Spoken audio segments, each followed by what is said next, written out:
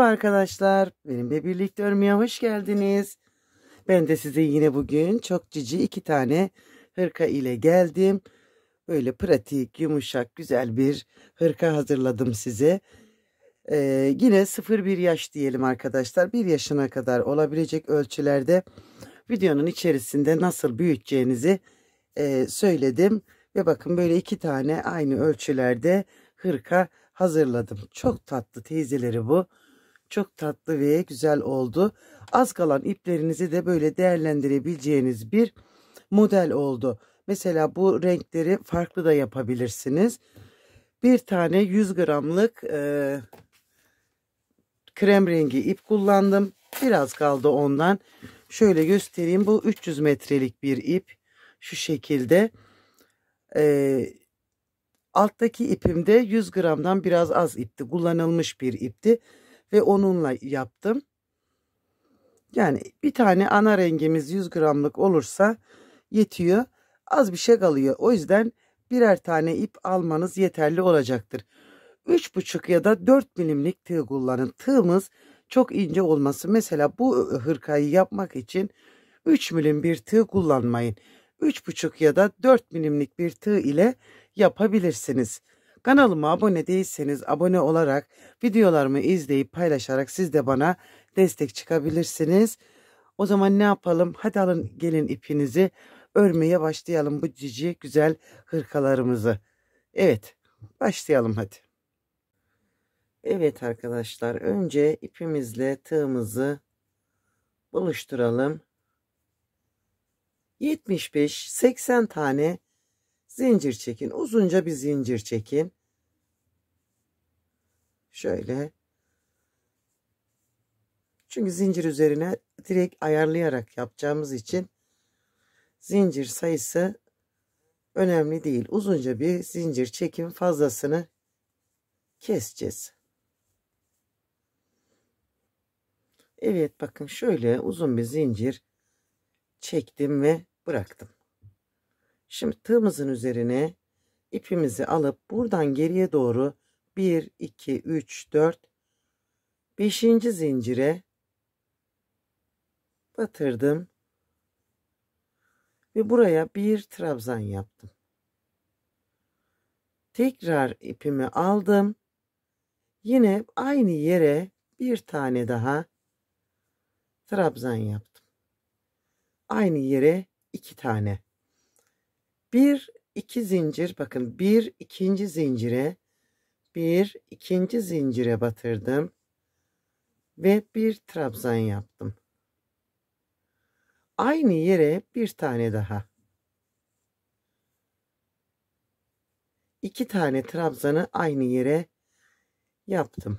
Bir zincir atlayıp 2. zincire batırdım ve yine aynı yere 2 tane trabzan yaptım. Bakın. 1, 2, 3 tane oldu. Aynı yere batırdığımız. 1, 2 zincir çektim. Buradan 1, 2, bakın 3. zincire sıkı iğne ile bağladım. Şöyle. 1, 2 zincir. Yine aynı yere bakın buraya batırıp bir sık iğne yaptım. 1, 2 zincir çektim. 1, 2, 3. zincire batırıp buraya bir trabzan yaptım.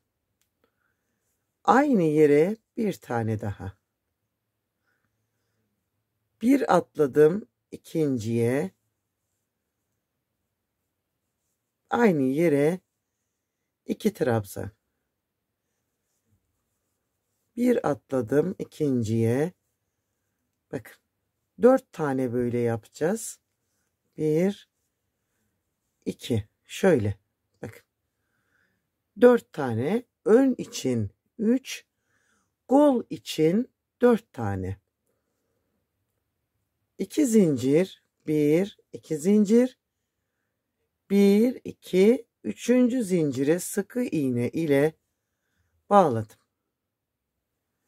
1 2 zincir, aynı yere bir sık iğne ile bağladım. Bakın şöyle. 1 2 zincir ve 1 2 üçüncü ile yine başladım. Aynı yerden 2 trabzan çıkarttım. Sıradakinden 8 tane bu şekilde trabzanlar çıkartacağız. Aynı yerden 2, bakın 3 oldu. 1 2 3 oldu. 8 tane olana kadar devam edeceğiz.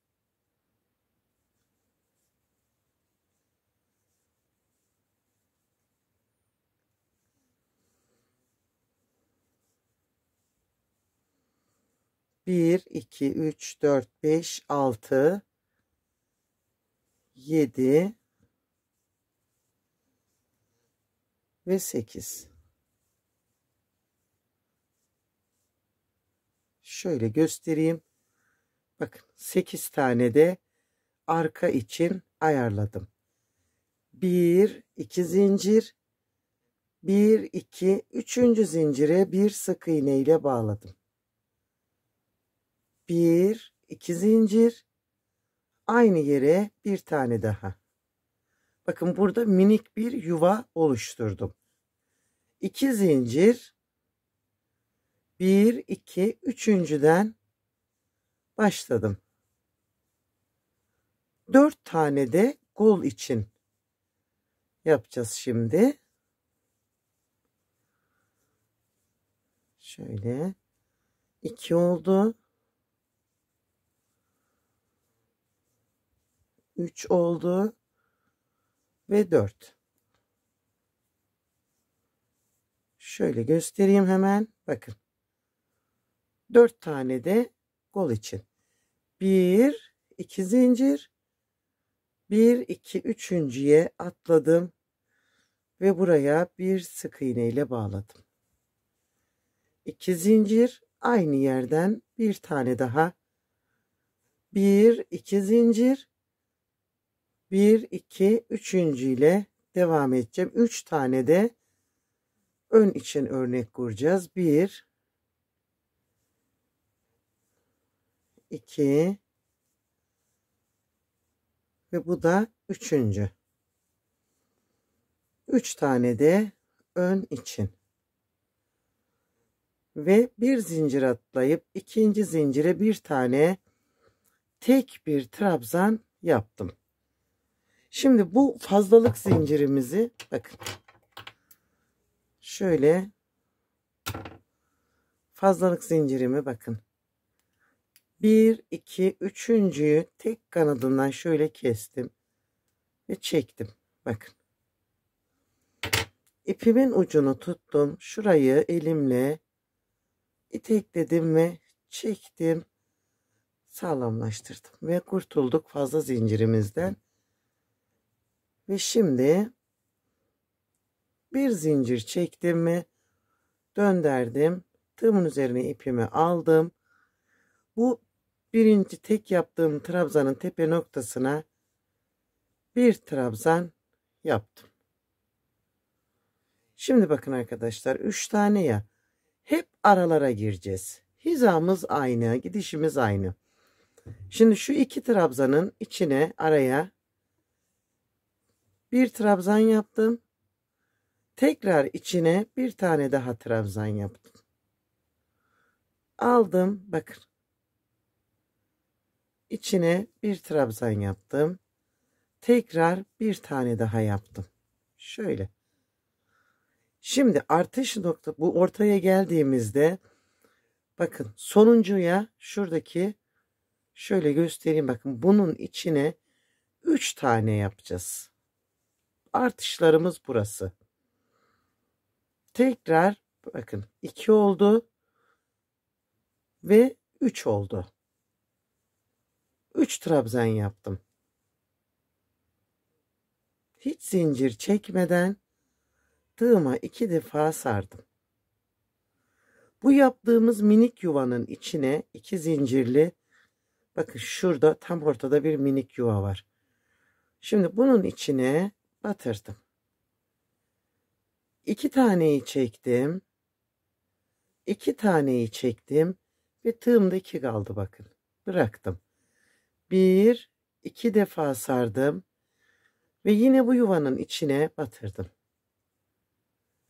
2 çektim, 2 çektim. Şu an tığımda 3 tane. Üçünü birlikte aldım. 1 2 zincir çekip yine 2 defa sardım.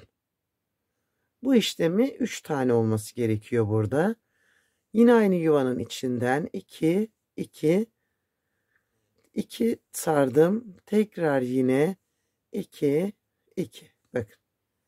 Tığımda 3 tane. Üçünü birlikte topladım. 1 2 zincir sardım ve üçüncüyü yapacağız.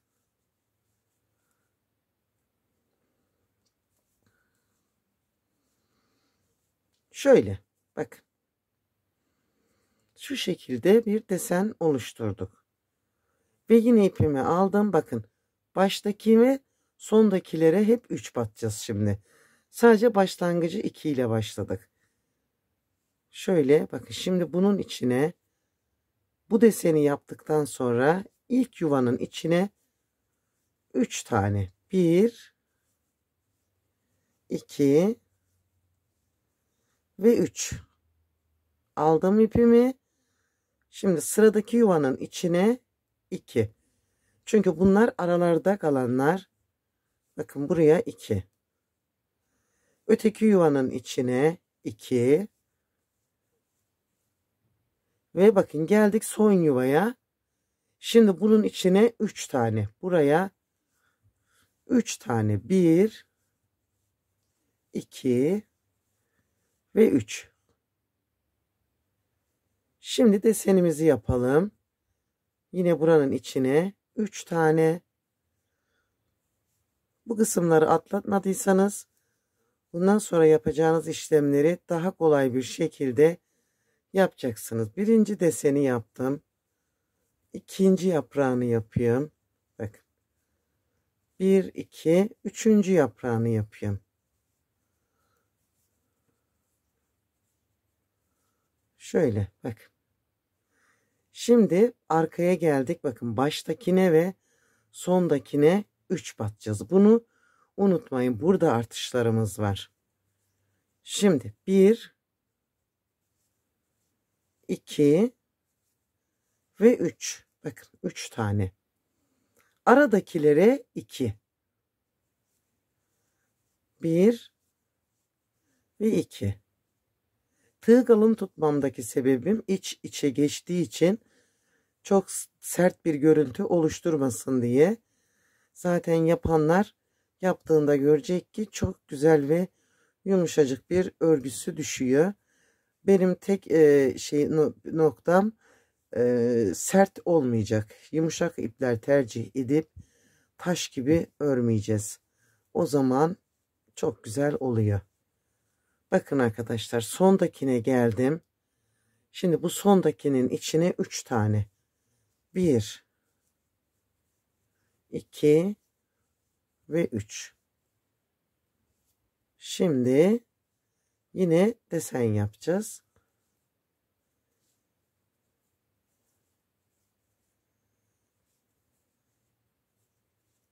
İkiden fazla zincir çekmeyin. Çok genişlemesin.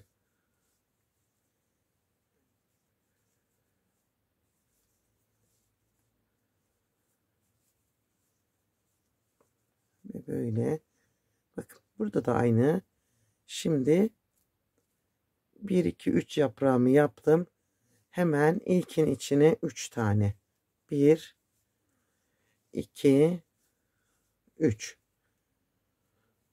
Sıradaki 2, sıradaki 2 ve sıradaki, bakın yaprağa geldiğimde sondaki bu 3 tane. 2 ve 3. Şimdi yine desenimi yapacağım. Birinci yaprağını yapalım.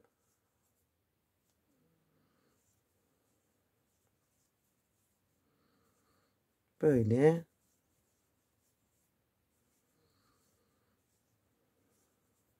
İki.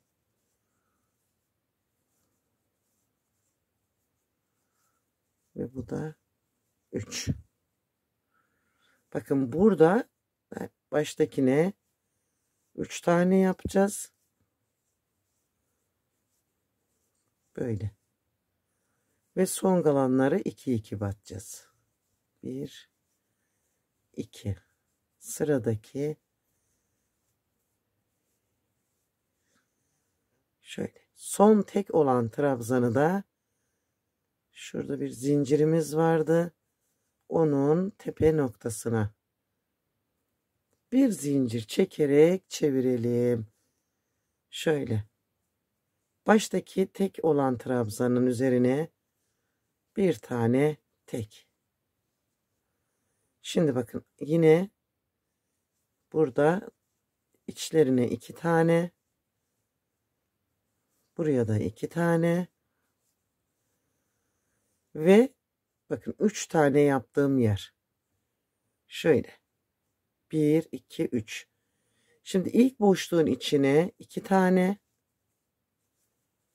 Böyle. Ve ikinci boşluğun içine de 2 tane. Ne oldu? Bir tane örnek burada artırmış olduk bakın. Ve 1 2 zincir desenimin birinci boşluğunun içine bir sık iğne. 1 2 zincir öbür boşluğunun içine sık iğne ile bağladım. Bakın bir dahaki örneğimizin yuvasını burada hazırladık.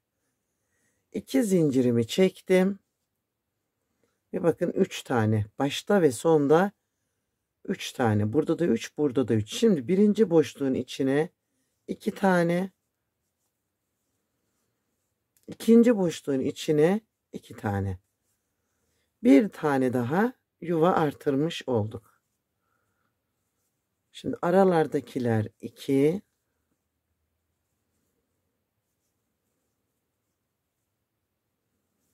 Sondaki ve baştakilerin işlerinde işlemler bakın.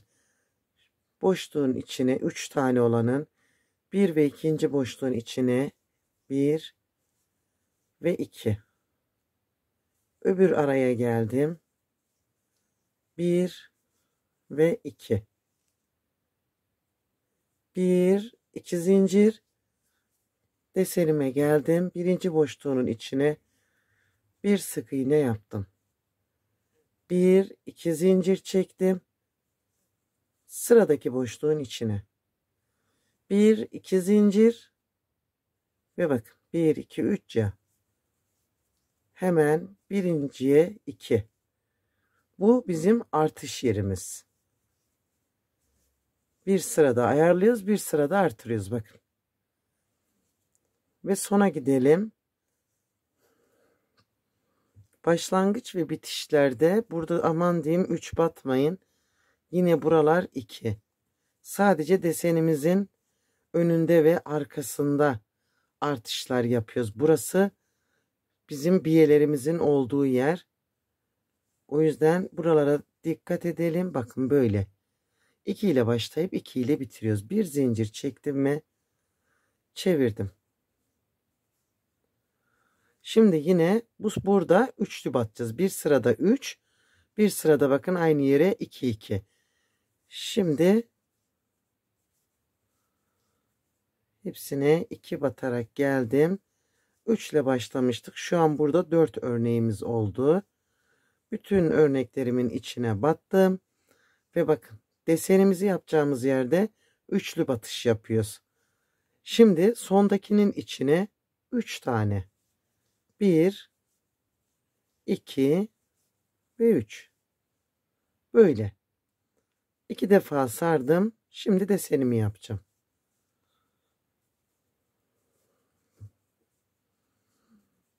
Birinci yaprağını yaptım.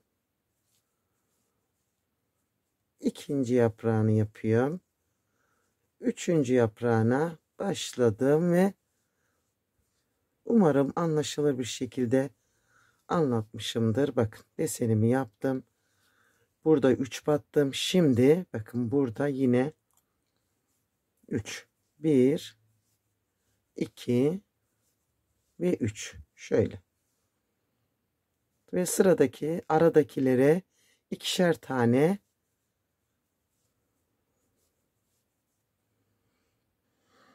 evet arkadaşlar bakın şöyle göstereyim. Bir sırada sondakine ve baştakine 3 battık. Bir sırada bu 3 battığımızın içinden 2 tane örneğimizden çıkarttık. Böyle bu şekilde büyüttük. Bakın 1, 2, 3, 4 tane şöyle yaprağım oldu burada. Bizim bu ölçümüz şöyle söyleyeyim. Yani 0-8 ay 9 aylık olacak ölçüde bir ölçü. Şimdi buraya bir yaprak daha eklediğinizde 1 yaş 1,5 yaş ölçüsüne ulaşırsınız. Şöyle. Bakın bir yaprak daha eklerseniz bir 6 ay daha büyütmüş olursunuz. Şimdi bana bu ölçü yeterli. Şöyle 5-6 aylıkken giydirilmeye başlansın. Ha aslında benim şeylerim küçük değil. Bakın böyle kocaman bir hırka ben minimum tutuyorum. Hani ne olur ne olmaz diye. Şimdi burada kolları bırakıp gövdeyle devam edeceğiz. Şimdi yine örneklerimi yaparak ilerleyeceğim. Şimdi yaprağımızı yaptığımızda bakın üçlü batmıştık sonuncuya. Burada zaten bir tane daha artış yapmış oluyoruz. Bakın şöyle 2. Şimdi sonuncusuna batırdım. 2. Ve bakın şimdi buraya dikkatli bakalım. Yaprağımız var ya, desenimizin yaprağı şu. Bunun tepe noktasına batırıp 2 tane buraya yapacağım. 1, 2. Bakın bu da öne geçti. Şöyle tekrar 3. yaprağımızın bakın 3. yaprağım 1, 2, 3 ikincisini bakın tam ortadakinin üzerine de bir tane daha V yaptım. Şöyle bakın bunlar hep öne geçiyor. Ve burada 1, 2 zincir çektim. Ve bakın bunun bir tanesini de kola bıraktım. Katladım burayı. Ve yine tam ortadaki bakın kolu bıraktım. Tam ortadaki yaprağın üzerine bir tane. Aynı yere 2 tane batırdım. Şöyle. Sıradaki yaprağın bakın sonuncu yaprağın üzerine bir tane. Ve burada yine bakın üçlü grubum var.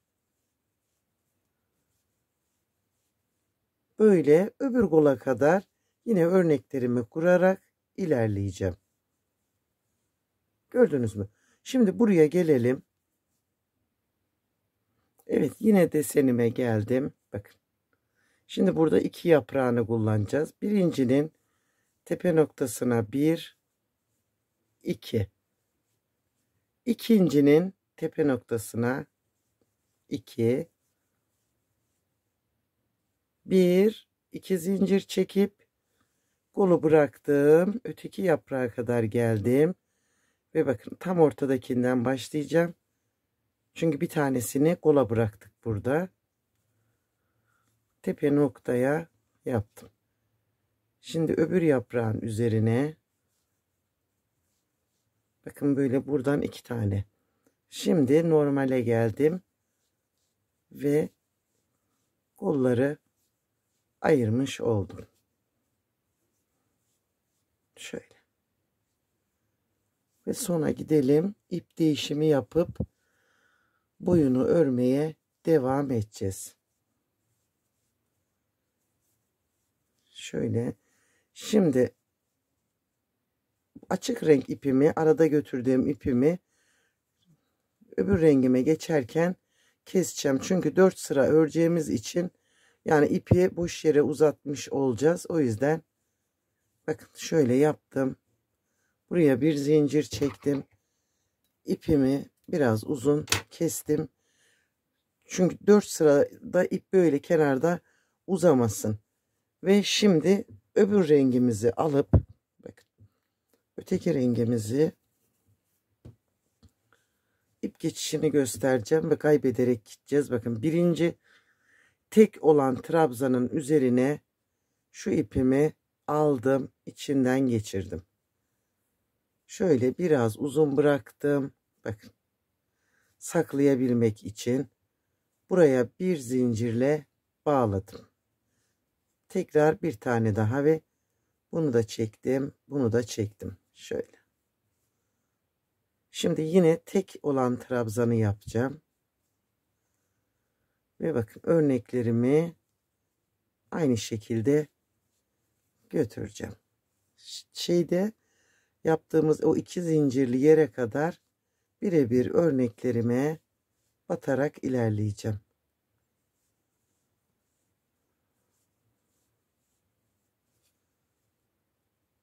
Şöyle. Yeter bu kadar. Bakın rengi girince açtı ve daha güzel bir görünüm alacak. Birbirine uyumlu renklerle de yapabilirsiniz. Alt taraftaki 3 kalıbı.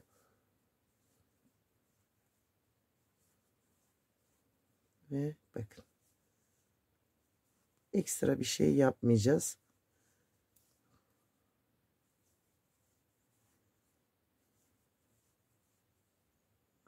Şimdi buradaki bu 2 zincirli olan yere bakın. Şöyle ortalayın. 1 2 tane. Yani bir örnek artırmış oldum ve ötekine geçtim. Bu. Şimdi öbür kolda da aynı işlemi yapacağım. Bakın bu 5-6 aylıkken giydirmeye gayet güzel bir kol genişliğine erişti. Şöyle göstereyim. Rahat rahat girer. Ama 8-9 aydan sonra yani 1 yaşına kadar bir örnek daha ekleyin. Daha bol bol olsun. Şimdi öbür koluma da gideceğim. Aynı işlemi orada da yapacağım. Bakın 2 zincirli yere geldim. Şöyle batabildiğim yerinden batırdım ve buraya bir tane daha örnek yaptım ve kenardakine geçtim. Koyu renkli 4 sıra, tekrar beyazına açık rengine geçtiğimde 2 sıra. Şurada bakın yapmamışım, hemen şöyle şuradan alalım. İstediğiniz gibi sıraları değiştirebilirsiniz.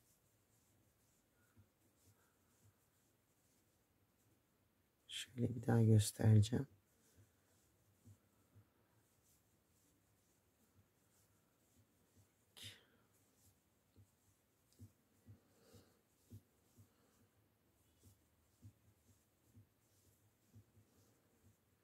Evet, sıranın sonuna geldim ve bakın şöyle göstereyim.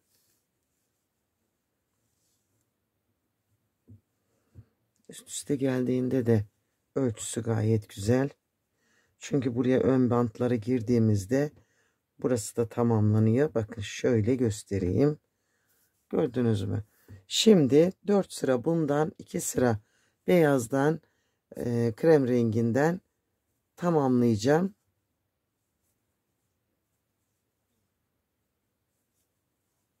Ördüğüm en pratik modellerden birisi, hiç yorucu değil. Böyle örelim ve tekrar buluşalım.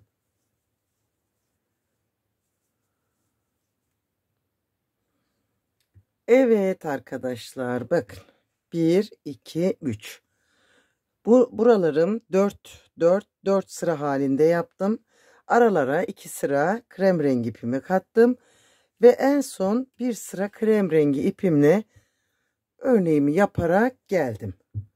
Şimdi burada 2 sıra sık iğne yapacağız. Tığımızın üzerine ip almadan böyle 2 sıra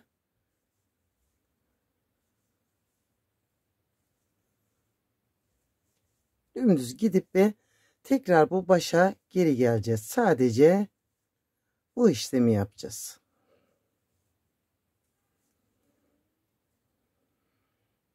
Evet arkadaşlar, 2 sıra sık iğnemi yaptım. Şimdi bakın buradan başlayacağız.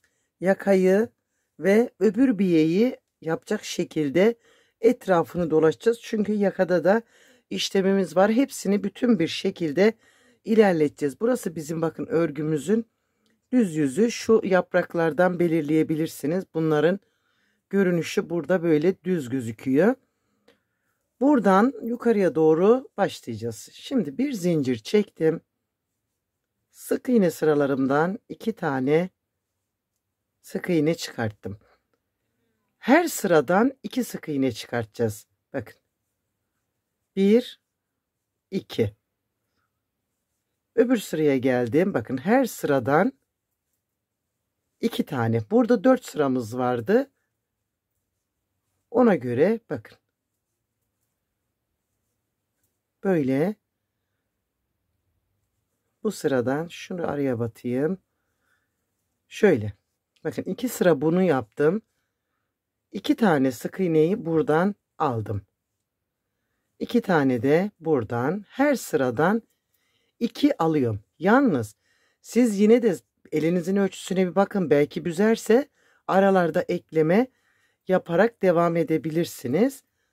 Ben her sıraya 2 tane olacak şekilde sık iğnelerimi çıkartacağım. Böyle. Her sıradan 2.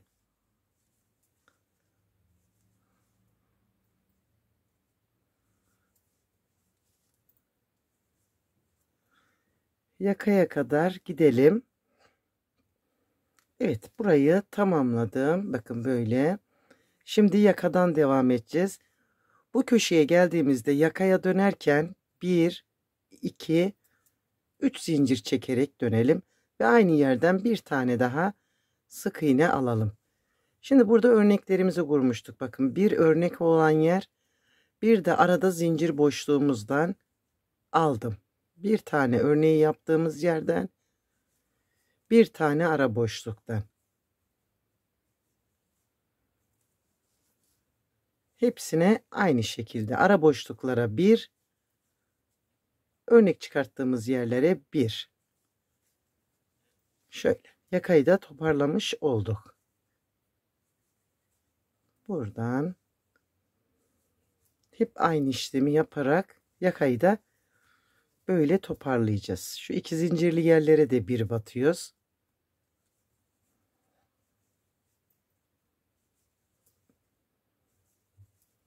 Evet bakın şöyle. Aynı şekilde şimdi buradan aşağıya inerken de köşede 1 2 3 zincir çekelim ve aynı yerden devam edelim. Burada da aynı şekilde her sıradan 2 tane sık iğne çıkartarak ilerleyeceğiz.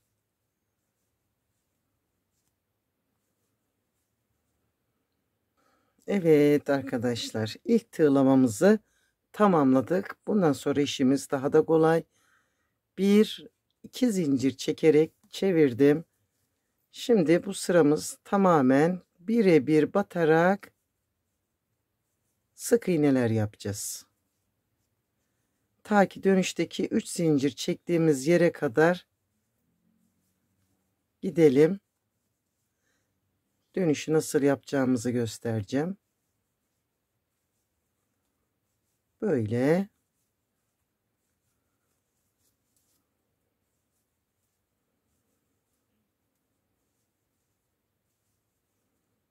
Bu şekilde. Ve burada bakın 3 zincir çekmiştik. Bunun içine bir sıkı iğne, 1 2 3 zincir yine ve aynı yere bir tane daha. Yapacağımız bu. Öbür köşede de aynı işlemi yapalım.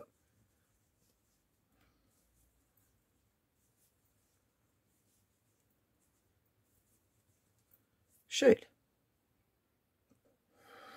İkinci köşedeyim. 3 zincirin içine bir sıkı iğne, 1 2 3 zincir, aynı yere bir sık iğne daha. Ve şimdi döndü, aşağıya doğru gidelim. Bu ikinci sıramız. Üçüncü sıramızı da başlayıp burayı bitirip bu ucunda düğme deliklerini açarak aşağıya doğru ineceğiz üçüncü sıramızda. Şimdi burayı inelim, örerek gelelim ve bu köşeye gelelim. Evet arkadaşlarım, üçüncü sıramı başladım. Bakın yakayı da bir yaptım, yakayı yaptım ve şimdi ikinci öndeyim. Buradan aşağıya inerken de düğme delikleri hazırlayacağız. Önce köşeyi bir döneyim ben. İnşallah. Şöyle.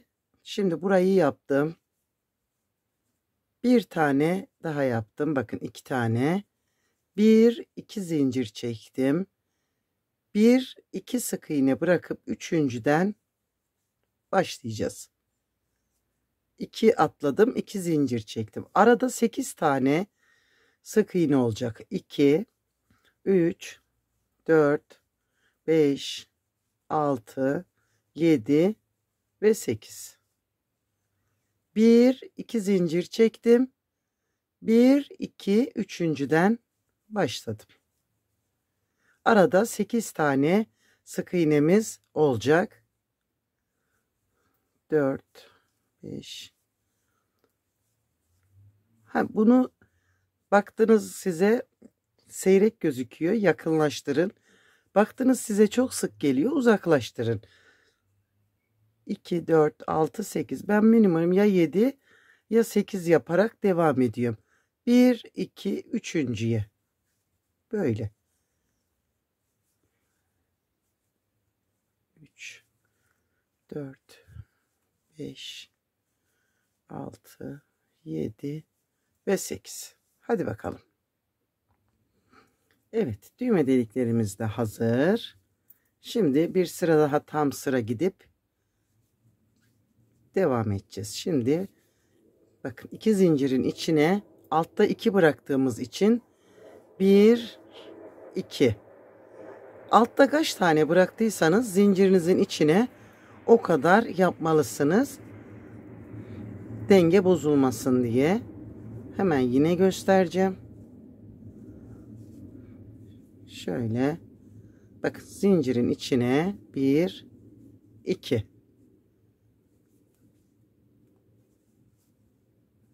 Ve böyle tamamlayacağım.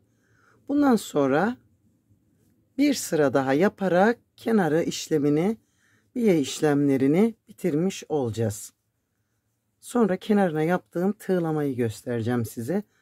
Tamamen isteğe bağlı, yapmak isterseniz yaparsınız. Şöyle bakın.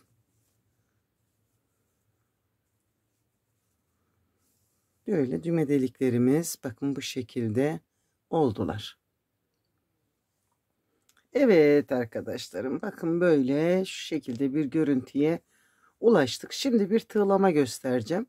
İsterseniz yapın, istemezseniz bu şekilde de bitirebilirsiniz. 1 2 zincir çektim. Şimdi düze doğru değil de terse doğru giderek sık iğneler yapacağız. Bakın. Buradan arkadakine batırdım. İpimi aldım ve sık iğnemi yaptım. Arkadakine batırdım. Sık iğnemi yaptım. Arkadakine batırdım. Böyle bak. İsterseniz isteğe bağlı. Şu renkle de içindeki renkle de yapabilirsiniz. Ama ben o rengin sırıtacağını düşünüyorum. O yüzden bakın. Başladığım noktaya gelene kadar da Böyle bu tığlamayı yaptım.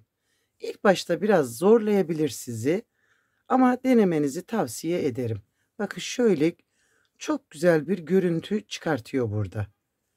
Hani isterseniz. Gördünüz mü? Şöyle dibinden tutup batırırsanız ipinizi uzatmadan şurayı böyle düzgün düzgün olacaktır. Bakın. Gördünüz mü? Şöyle çok güzel bir kenar oluşturuyor. Şiş örgüsü gibi duruyor. Şimdi şu zincirli olan yere kadar yapıp geliyorum. Evet arkadaşlar, bakın şurada 3 zincirimiz vardı ya. Şimdi oraya geldim. Bakın bu zincirin içine dönüp zincirin içine de yaptım. Şöyle. Burada bir kasma olmasın diye tekrar döndüm. Bakın. Bir kere daha yaptım. Şöyle toparladım elimle. Bakın. Ve yine aynen örmeye devam ettim. Sadece bu var. Bakın şöyle yuvarlak bir şekilde döndü. Başladığımız noktaya kadar döne döne gelelim hadi. Ve sonra kolumuzu yapmaya başlayalım. Evet arkadaşlar, tığlama işlemimiz de şöyle bakın bitti.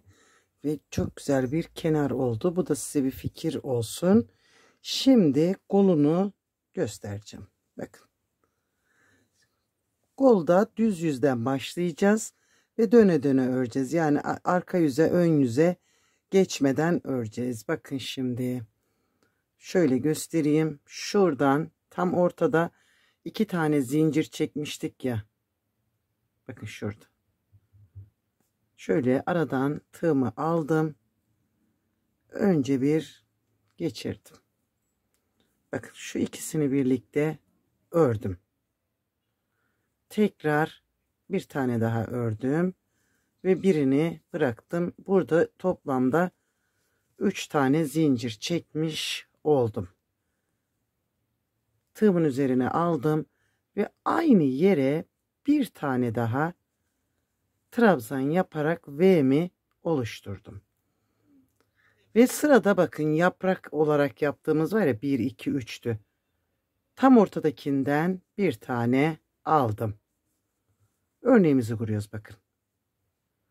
Şimdi şurada yaprağımız var. Burada 3 trabzanlı yaptığımız yer var. Ara boşluğa bakın, şuraya bir V yaptım. Şöyle. Bu üçlünün sadece bir tanesini yapacağız. Bakın. Ve gerisi zaten örneklerimiz aynı şekilde ilerleyecek.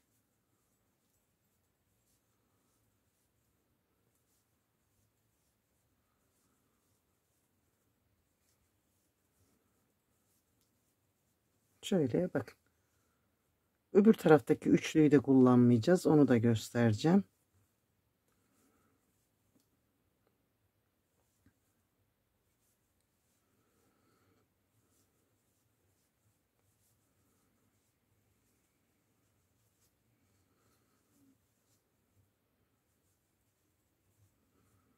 Kol gözünüze geniş gelirse eksiltme de yapabilirsiniz.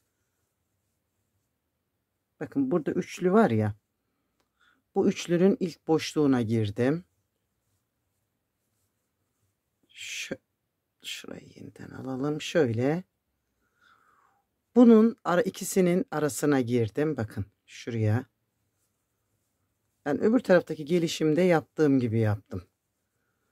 Ve tekrar burada şu yaprağın, ikinci yaprağın bakın tepe noktasına girdim. Şimdi kaç örnek yaptığımızı sayalım. 1 2 3 4 5 6 7 8 9 10 11 12 13 14 15 16 tane yapacağız. Şimdi bakın buraya geldim. Şimdi bu araya da bir tane, bakın şu ikisinin araya bir tane daha, toplamda 16 tane örnekle kolu ilerleteceğiz. Ve burası. Bakın. Yukarıya çıkarken burada ne yapmıştık? Bakın şurada V'miz var yine. Ara boşluğuna girdim. Şöyle içinden geçirdim. 1, 2, 3 zincir çekip tekrar aynı yere batırdım. Bakın. Yani şekli de bozmamış olduk. 4 sıra bu renkle öreceğim. Yani şurada yaptığım gibi 1, 2 tane 4 sıralı yapıp beyaz yeri de yapıp kolu kenarını yapmaya geçeceğim. 16 tane örneğin olduğundan emin olun. Şu çıkışı tekrar göstereyim, oraya gideyim. Şuraya geldiğimde bakın, burası sizi yanıltmasın. Burada bir örneğimiz daha var. Böyle kenarda gibi kalmış. Bakın. Ve şöyle. Şimdi bakın burada çıkışımız var. Şuradan batırdım. İçinden geçirdim. 1, 2, 3 zincir.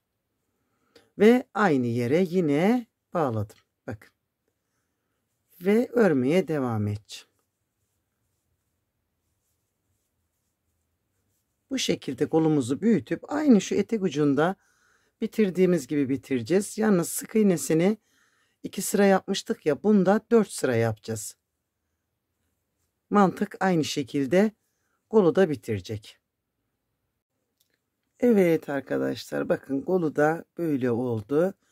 Şimdi 4 sıra bu renkle, 2 krem rengi, 4 sıra koyu renk, 2 sıra yine bakın böyle örneğimden yaptım kolunda ve 5 sırada sık iğne sırası yapıp böyle etrafını döndüm ve bitirdim. Şurasına da bağcık yaptım. Çekil kızım bir.